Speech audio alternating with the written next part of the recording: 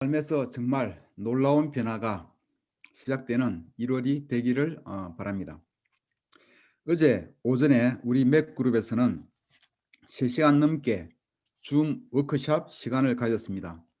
즐겁고 유쾌한 시간이었던 것 같습니다. 저는 그렇게 생각하는데 다른 분들은 어땠는지 모르겠어요.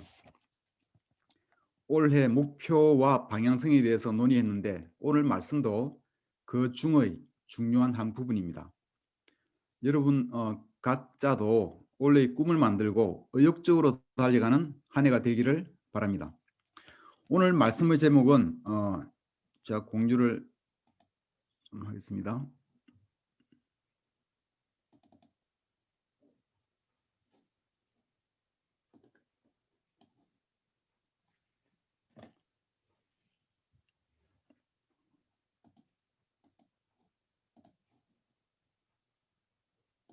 네, 오늘 말씀의 제목은 변화, 전도의 삶입니다.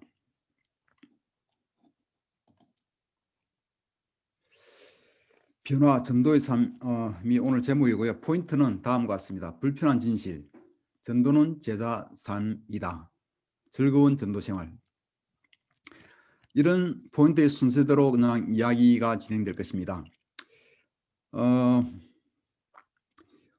오늘은 정말 아주 중요한 주제를 솔직하게 다루고자 합니다.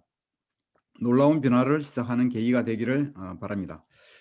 우리 교회의 불편한 진실 하나를 말씀드리고 싶습니다. 그것은 우리가 성장 측면에서 난관에 봉착해 있다는 사실입니다. 과거 2003년 헨리 편지 사건을 계기로 형제자매들 수가 대폭 감소한 이후 약 20년 가까이 한국 그리스도교회 전체가 성장을 거의 잘 못하고 있습니다. 부산교회도 제가 서울로 갔던 1998년 초기에 약 80명 되었고 그 이후 100명을 넘어서기도 했지만 지난 20년 가까운 시간 동안 역성장 내지 정체 상태입니다. 그동안 개인적으로 우리 형제자매들에게 하나님께서 많은 축복들을 주셨지만 그래서 감사하고 있습니다만 그러나 진정으로 교회의 성장은 어떤 벽에 막혀 있는 것이 사실입니다. 약 3, 4년 전쯤에 김익현 형제가 근무하던 광주에 방문을 한 적이 있었고 거기서 김익현 형제 부부로부터 들은 광주의 한 그리스도 교회 이야기를 제가 나누었던 적이 있습니다. 그 교회에 가보니 모인 분들이 전부 80대, 70대 분들이었고 80대 목사가 설교를 하고 있더라는 것이었습니다. 그 이야기를 듣고 정신이 번쩍 들며 위기의식을 느낀 적이 있는데 그로부터 또 3, 4년의 시간이 흘렀습니다. 그 교회 이야기가 남의 얘기가 아닙니다.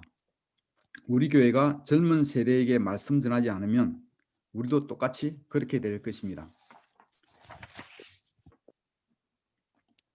마태복음 28장 18절에서 20절까지를 우리 김진호 형제가 좀 읽어주십시오. 예, 마태복음 28장 18절에서 20절입니다. 그래서 예수님은 제자들에게 가까이 오셔서 이렇게 말씀하셨다. 나는 하늘과 땅의 모든 권능을 받았다. 그러므로 너희는 가서 모든 민족에게 제자로 삼아 아버지와 아들과 성령의 이름으로 세례를 주고 내가 너희에게 명령한 모든 것을 가르쳐 지키게 하여라. 내가 세상 끝날까지 항상 너희와 함께 있겠다. 아멘. 아멘. 감사합니다.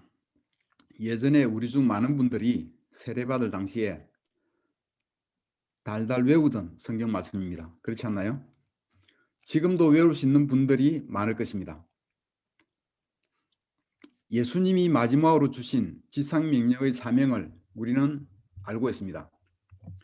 이 지상명령의 사명을 위하여 온 힘과 마음을 다하여 살았었고 또한 말씀이 전해지며 힘차게 교회가 성장하는 것을 경험해 본 사람들이 다수 이 자리에 있습니다.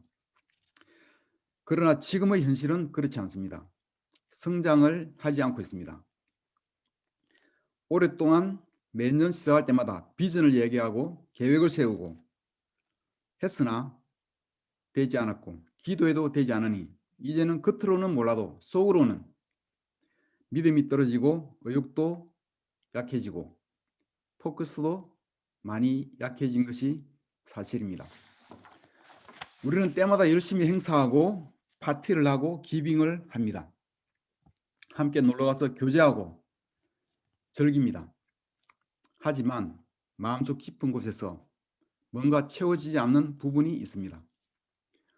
뭔가 부족한 느낌, 즐겁고 좋긴 하지만 뭔가 부족한 불편한 재미를 느끼고 돌아옵니다. 어쩌면 우리 제자 삶은 지금 나름대로 풍성하지만 그러나 일부는 비어진 공허감을 가지고 살고 있을 수 있습니다. 요한복음 21장 15절을 정소영 형제가 읽어주세요. 요한복음 21장 15절입니다. 그들이 아침을 먹은 뒤에 예수께서 시몬 베드로에게 물으셨다. 요한의 아들 시몬아, 내가 이 사람보다 나를 더 사랑하느냐? 베드로가 대답하였다. 주님, 그렇습니다. 내가 주님을 사랑하는 줄을 주님께서 아십니다. 예수께서는 그에게 말씀하셨다. 내 어린 양떼를 먹여라. 예, 감사합니다. 전도는 예수님이 우리에게 주신 사명이기도 하지만 사랑의 행위입니다. 예수님은 베드로에게 나를 사랑하면 내 어린 양떼를 먹이라고 3번이나 똑같이 반복하며 말씀하십니다. 마치 간곡히 부탁하듯이 명하십니다. 여러분은 우리 제자 삶이 무엇이라고 생각하십니까? 하나님 사랑하고 사람들 사랑하고 말씀을 전하는 것이 그리고 이 부분들에서 계속 성장해 가는 것이 바로 그것이 제자의 삶입니다. 이것 외에 또 뭐가 있겠습니까? 우리는 예수님 사랑하기에 사람들 사랑하고 사람들 사랑하기에 말씀을 전하는 것입니다. 어젯밤에 제 딸 희수가 아르바이트를 마치고 밤 10시 넘어서 추워서 벌벌 떨면서 집에 왔습니다. 오는 길에 교대에서 길고양이가 빈 물그릇을 핥고 있는 것을 보고 편의점에서 물을 사서 부어주었다고 합니다. 그런데 이 고양이가 희수를 경계하면서 어둠 속에서 물을 잘 먹지 않고 있길래 자리를 피해주었더니 몰래 다시 와봤더니 여전히 경계하면서 물을 먹고 있는 고양이 사진을 찍어왔고 엄마는 잘했다고 칭찬을 해주었습니다. 고양이 집이 없어서 핫팩을 넣어주고 싶었는데 그러지 못했다며 희수가 아쉬워하게 됐습니다. 엄마와 딸이 함께 길고양이가 이 추운 데서 얼마나 고생할까 어디 가서 살까 하며 둘이서 걱정하고 있었습니다. 제가 옆에서 지하 주차장에 가서 자겠지 했다가 딸로부터 공격을 받았습니다. 아빠는 바늘로 찔러도 피 한 방울 나오지 않은 사람이라고. 추운 날 고양이가 불쌍하여 그만큼 신경이 많이 쓰이는가 봅니다. 예수님은 그 이상으로 이 세상에서 목자 없는 양 같은 사람들을 걱정하셨고 제자들에게 사랑하고 돌보라고 당부하듯이 말씀하셨습니다. 제가 인터넷에 보니까 2019년 한국에서 자살한 사람이 14,000명이었습니다. 하루에 40명이 평균적으로 죽고 있는 것입니다. 자살로. OECD 국가 중 한국이 1등이고 한국 중에서 7개 광역시 중에서 부산이 1등이라고 합니다. 작년 2020년에는 코로나 때문에 더욱 자살한 사람들이 많다고 이야기를 합니다. 오늘 지금 이 시간에도 오늘 하루 동안에 약 40여 명이 죽고 있습니다. 추위 때문에 아닙니다. 하나님을 몰라서 죽고 있습니다. 절망감에 희망을 못 찾고 자살을 선택하는 것입니다. 코로나 바이러스로 우리나라에서 사망자가 1,100명 정도입니다. 바이러스를 막기 위하여 전 나라가 초비상입니다. 백신 때문에 전 세계가 열을 올리고 있습니다. 자살을 막기 위하여 사람들의 곤궁한 영적인 삶을 위하여 국가가 할 수 있는 것이 얼마나 되겠습니까? 자살 방지 센터를 운영하고 교육을 한다고 합니다만 얼마나 큰 역할을 할 수 있겠습니까? 가장 힘있게 역할을 할 수 있는 사람은 바로 우리 제자들입니다. 그들에게 희망을 줄 수 있는 것은 성경이고 하나님입니다. 자살하는 사람들만이 아니라 얼마나 많은 사람들이 희망 없이 좌절감에 고통받고 있는지 모릅니다. 이 세상에 무슨 희망이 있겠습니까? 로마서 9장 2절에서 3절까지를 읽겠습니다. 김흥희 형제 읽어봐 주시겠습니까? 예, 로마서 9장 2절에서 3절 읽겠습니다. 나에게는 큰 슬픔과 그치지 않는 마음의 고통이 있습니다. 만일 내 동족이 구원만 얻는다면 내가 저주를 받아 그리스도에게서 떨어져 나가는 한이 있더라도 나는 그렇게 되기를 바라고 있습니다. 네, 감사합니다. 바울은 구원받지 못한 사람들에 대한 마음을 큰 슬픔과 그치지 않는 마음의 고통으로 표현하고 있습니다. 바울의 마음속은 그랬던 것입니다. 예수님이 십자가로 가셨던 그 마음을 바울도 비슷하게 가지고 있음을 볼 수 있습니다. 사람들을 사랑하여 그들을 위하여 온전히 살고자 하는 마음을 볼 수 있습니다. 그는 말씀을 전하기 위하여 지중해 연안을 3차, 1, 2, 3차 전도 여행까지 했었고 로마까지 갔으며 예수님을 알고 난 이후의 그의 전 삶을 오로지 예수님을 사랑하고 사람들을 사랑하고 말씀 전하는 것을 위해서 살았습니다. 그는 사람들을 사랑하고 돌보라는 예수님의 명을 최선을 다해 실천하였습니다. 세계적인 목회자인 빌리 그레함 목사 사역팀과 12년 동안 함께 일하였던 톰 필립스라는 목사는 이런 이야기를 하였습니다.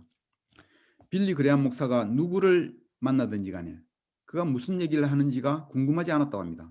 왜냐하면 그가 누구를 만나든지 그를 통해 흘러나오는 것은 오직 예수 그리스도의 구원과 생명의 복음 뿐인 것을 알고 있었기 때문이라고 합니다. 그 사역팀의 이미지는 한마디로 모두가 합심하여 선교를 위해 전력 투구하는 것밖에는 없었다고 합니다. 그것을 제외하고는 그 어떤 이미지도 생각나지 않았다고 합니다. 그들의 목표는 명확했으며 그것은 사람들을 그리스도를 알게 하는 것이며 또 그리스도 안에서 성장하여 다른 사람들에게도 전할 수 있게끔 도와주는 것이었다고 합니다. 사랑은 율법의 완성이라고 합니다. 우리는 하나님 사랑하고 사람들 사랑하고 있으며 또 더 잘 사랑하고 싶은 마음이 우리 모두 다 가지고 있습니다. 우리가 다시 그리스도의 말씀을 전하는 것에 초점을 맞추고 믿음으로 그렇게 살기 시작하면 우리의 마음속 깊은 곳에서의 부족감도 다 채워지기 시작할 것입니다. 부족감 없는 기쁨을 만끽하며 진정한 제자 삶을 즐길 수 있을 것이라고 확신합니다. 그런데 사실 이러한 것은 우리에게 새로운 것이 아닙니다.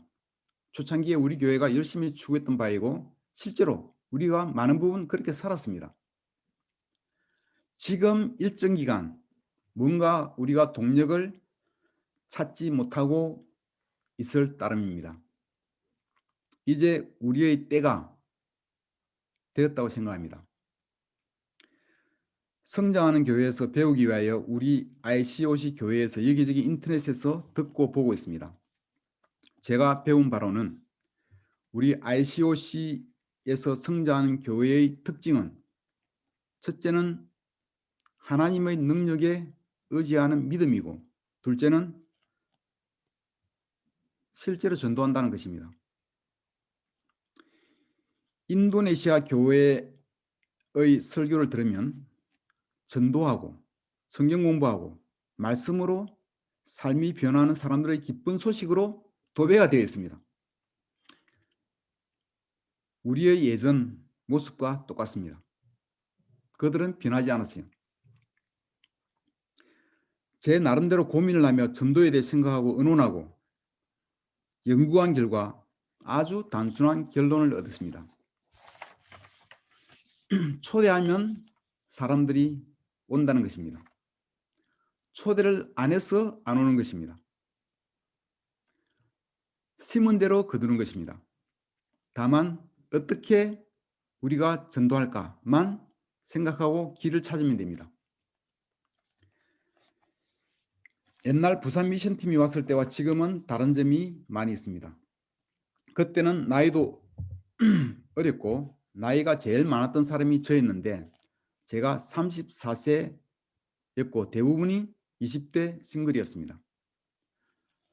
부산에서 세례받은 사람들 대부분이 캠퍼스였습니다. 젊었고 기운도 있었고 사명감이 넘쳤고 그러나 무대뽀였습니다. 영제자였고 미성숙했고 실수투성이었습니다. 그때는 전도를 무식하게 많이 했습니다. 특별한 약속이 없으면 밖에 나가서 노상 전도하였고 약속이 있어도 서면에서 다른 형제를 기다리는 그 시간 동안 옛날 그 태화극장 앞에서 전도하였습니다. 도 닦으라고 전하는 대순진리의 사람들이 우리의 유일한 라이벌이었습니다. 굿뉴스를 나누면 전도 이야기이고 성경 공부 이야기이고 말씀으로 삶이 변화하는 사람들의 기쁜 소식이었습니다. 지금은 그때와는 다르게 우리가 많이 배웠고 성숙해졌고 경험도 많이 쌓였습니다. 지금은 그 당시의 캠퍼스 형제자매들이 나이가 들어서 대부분 결혼부가 되고 아이들도 많이 생겼습니다. 우리 교회 싱글 여러분도 여전히 예쁘고 멋있지만 나이가 만만치 않게 들었습니다. 이제는 전도도 힘들게만 느껴지고 여건도 되지 않습니다. 일상의 굿뉴스는 있으나 예전에 나누던 그런 굿뉴스는 자주 듣기가 힘듭니다. 이제 서민 가면 도 닦는 사람들만 있습니다. 이제 우리는 더 이상 전도하지 않고 있으며 전도할 수 있는 여건도 사실상 힘듭니다. 오늘은 전도에 관해 이야기할 만한 한 책의 내용을 나누고자 합니다. 미국의 많은 교회를 분석하고 성장하는 교회의 습관을 분석하여 쓴 책이 성장하는 교회의 습관이라는 책이 있습니다. 미국의 고든 퍼거슨 장로가 추천한 책으로 제법 유명한 책입니다. 개인적으로도 몇 사람으로부터 이 책에 관한 언급을 들었던 적이 있습니다. 이 책에서 이런 말이 있습니다. 제자 훈련 없는 전도는 종교적인 마케팅에 불과하고 전도 없는 제자 훈련은 모래 위에 집을 세우는 것과 같다. 예전에는 이 앞부분이 제자 훈련 없는 전도는 종교적인 마케팅에 불과하다. 이 앞부분이 우리를 설명한 측면이 있었습니다. 지금은 뒷부분이 우리를 어느 정도 많이 설명하고 있는 것 같습니다. 우리는 생각뿐만 아니라 마음뿐만 아니라 실제로 전도를 해야 합니다. 우리끼리 아무리 좋은 제자훈련의 시간을 계속 보낸다 하더라도 아쉬운 느낌을 지울 수 없을 것입니다. 탁상공론이란 말이 있습니다. 현장을 모르고 책상에서만 열심히 머리를 짜내고 논의하고 이야기하는 말뿐이고 실제 상황을 잘 모르는 사람들, 두고 우리는 탁상 공론을 한다고 이야기합니다. 제자가 전도의 삶을 살지 않을 때 앉아서 그냥 제자훈련만 서로 주고받을 때 우리의 제자훈련이 그럴 소지가 될 가능성이 많다고 생각합니다. 전도의 실전 현장에서 말씀이 전해지고 삶이 변화하고 하나님의 나라가 성장하는 것을 봐야 합니다. 그럴 때 우리의 막혀있던 채워지지 않았던 뭔가 부족했던 행복감이 깊이 충만해질 수도 있을 것입니다. 신명기 12장 12절을 문명수 형제가 읽어주세요. 네, 신명기 12장 12절입니다. 거기에서 당신들은 주 당신들의 하나님을 앞에 모시고 즐거워하십시오. 당신들만이 아니라 당신들의 자녀들, 남종과 여종, 당신들처럼 차지할 몫이나 유산도 없이 성 안에서 사는 레위 사람을 다 불러서 함께 즐거워하십시오. 예, 감사합니다. 신명기에서 제단에 제물을 바치는 장면을 쭉 읽는데 즐거워하라는 이 말씀이 나왔습니다. 연달아 나왔어요. 뜻밖이었습니다. 저는 제단에 제물을 바치고 이게 규정을 지키면서 제물을 바치는 이 과정이 무겁고 두렵고 조심스러운 것 분위기만 생각했는데 하나님은 이것을 즐거워하라고 가르치고 있습니다. 신약에서 항상 기뻐하고 즐거워하라는 말씀을 생각나게 했고 하나님은 우리가 하나님 앞에서 즐거워하면서 모든 일을 하기를 원하시는 것을 다시 볼 수 있었습니다. 제단에 제물을 드릴 때도 즐거워했다면 즐거워하는 것을 하나님이 원하신다면 우리가 전도할 때 당연히 즐겁게 하는 것을 하나님은 원하실 것입니다.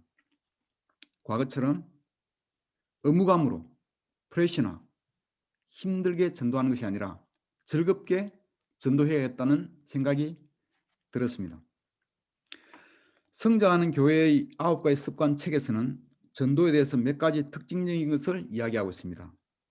첫째는 먼저 복음 전도의 부정적인 요소들을 없애라는 것입니다. 우리 교회가 예전에 자주 했지만 행사하면은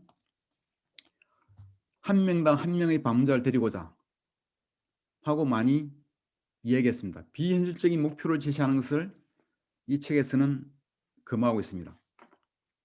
잘 되는 교회에서는 그렇게 하지 않는다고 합니다. 한 명의 방문자를 데리고자 비현실적일 뿐만 아니라 교회에 하나님께 예배드리러 올 때 기쁜 마음으로 오기가 쉽지 않을 수 있습니다.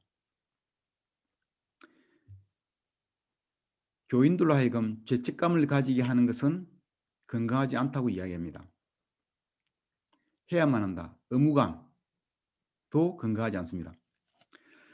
성도들마다 하나님이 주신 달란트가 다르다는 사실을 인정하고 결과에 관계없이 하나님이 제공해 주시는 모든 기회를 최대한 잘 활용하는 것이 그것이 중요합니다. 복음을 전파함으로써 하나님의 사랑이 세상에 전달되게끔 하는 통로 역할을 하는 것이 우리의 할 일입니다. 상대방이 그리스도를 받아들이고 하나님의 말씀을 받아들이고 안 받아들이고 하는 문제는 우리가 할 수 있는 부분이 아니고 그것은 하나님의 영역입니다. 고린도전서 9장 22절을 경준수 형제가 읽어주세요.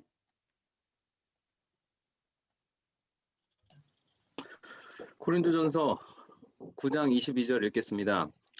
또 믿음이 약한 사람들에게는 내가 믿음이 약한 사람처럼 되어 그들을 얻으려고 하였습니다. 이와 같이 내가 모든 사람들에게 그들과 같은 사람이 된 것은 어떻게 해서든지 다만 몇 사람이라도 구원하기 위해서였습니다. 감사합니다. 우리가 활용할 수 있는 최선의 방법은 관계를 통한 전도입니다. 이 관계를 통한 전도를 위해서는 의도적으로 사람들과 관계를 맺어가는 노력이 중요합니다.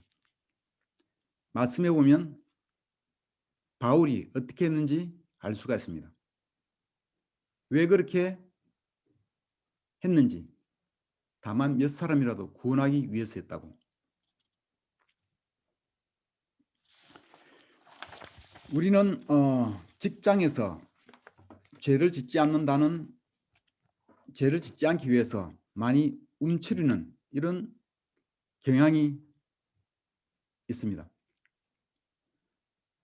직장은 하나님, 우리를 그 직장 그 자리에 두는 것은 하나님의 뜻이 분명히 있을 것입니다. 수동적으로 죄 안 짓기 위해서 몸을 움츠리는 것이 아니라, 몸과 마음을 움츠리는 것이 아니라 하나님의 뜻을 찾기 위해서 적극적이고 능동적인 자세를 가질 필요가 있습니다. 주변 동료나 그 사람들과 관계를 만들며 누가 하나님이 정하신 사람일까? 누가 하나님에게 마음 문이 열린 사람일까? 찾기를 바랍니다.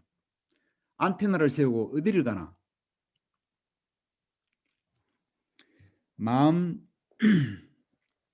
준비된 사람을 찾는 그런 마음을 우리가 가질 필요가 있습니다. 저는 옛날 LG에 근무하면서 영어를 배우는 클래스에서 영어 선생이 영어 수업 시간에 질문을 던졌어요. 어떤 질문인지 정확히 기억이 나지 않지만 나중에 들어보니까 영어 클래스를 하러 영어를 가르치기 위해서 그 선생이 왔지만 늘 마음 열린 사람이 누군가를 찾기 위해서 그런 질문을 던진다고 합니다. 그때 제가 어떤 대답한 말을 보고 수업이 끝나고 저를 불렀어요. 부르면서 자기 교회에 한번 초대를 했습니다. 제가 어느 정도 마음이 열렸다고 판단을 했던 모양입니다. 대답하는 이야기를 듣고. 그처럼 우리 모두는 어디를 가나 우리가 노상에서 나와 전도를 열심히 하자. 우리 글을 엮어내지면 안 됩니다. 그럴 수 있으면 좋겠지만 그러기 힘들고 별로 그만큼 효과적이지도 않습니다. 그런데 우리가 어디를 가나 우리가 안테나를 세우고 하나님이 우리를 그 자리에 두신 그 목적을 찾기 위해서 하나님을 찾는 사람을 찾기 위해서 여러분 안테나를 세우시기를 그렇게 사시기를 그렇게 생활하시기를 바랍니다. 우리가 지금 하고 있는 자녀 양육 모임이나 틴 부모 세미나 등 클래스와 부부 대화법이나 바이블톡 모임 등도 굉장히 좋은 초대할 수 있는 장소가 될 수 있을 것입니다. 이 책에서 보면 교회가 적극적으로 지원하는 것은 이러한 모임들을 통해서 초대할 수 있는 곳을 마련하는 그런 것이 중요하다고 합니다. 근데 우리가 실제로 지금 하고 있는 이러한 클래스나 세미나의 내용은 세상에서 흔치 않고 그 내용이 우리가 생각하는 것보다도 훨씬 우수한 것입니다. 우리는 쉽게 대할 수 있기 때문에 가볍게 생각할 수 있으나 실제로 그러한 수준의 모임을 이 세상에서 찾기 쉽지 않습니다. 자신감 가지고 여러분 주변 사람들을 그런 모임에 초대하면 좋겠습니다. 요즘 저희 부부와 진규 귀의 부부 그리고 박수연 자매와 또 박수연 자매 남편 이렇게 세 커플이 2주에 한 번씩 줌으로 만나서 어떤 책을 가지고 공부하며 삶을 나누는 시간을 보내고 있습니다. 몇 달 지나면서 박수연 자매 남편이 아주 많이 부드러워지고 사람이 달라졌음을 느낄 수가 있습니다. 제 말에 전적인 신뢰가 안 가면 여러분 박수연 자매에게 직접 한번 물어보세요. 얼마나 많이 변화했는지.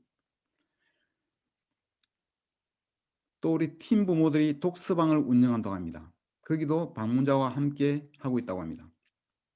우리는 이렇게 최선을 다해 모든 기회를 잘 살려서 관계를 만들어가며 말씀을 전하면 되겠습니다. 하나님이 결과를 만들어 가실 것입니다. 우리 기쁘게 말씀을 전합시다. 이제 즐거운 전도의 삶을 사시기를 바랍니다. 다시 우리의 포커스를 되찾고 의욕을 가지시기를 바랍니다.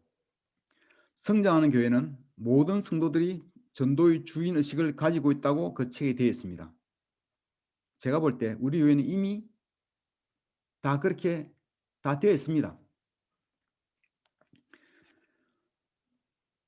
이러한 책들을 읽다 보면은 우리 교회가 얼마나 놀라운 교회인지 그 성공하는 교회들의 특징과 다 그런 특징들을 그런 습관들을 우리 교회가 다 가지고 있음을 보면서 새삼 놀라게 됩니다.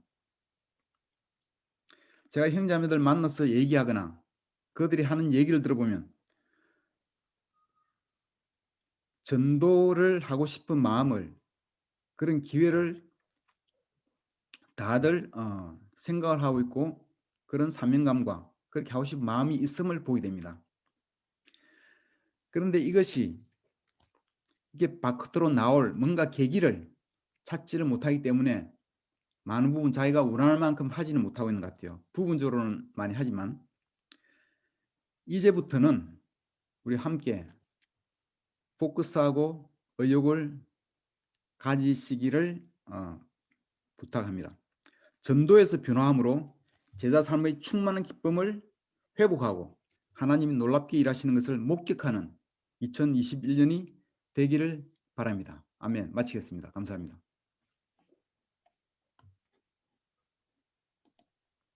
아멘.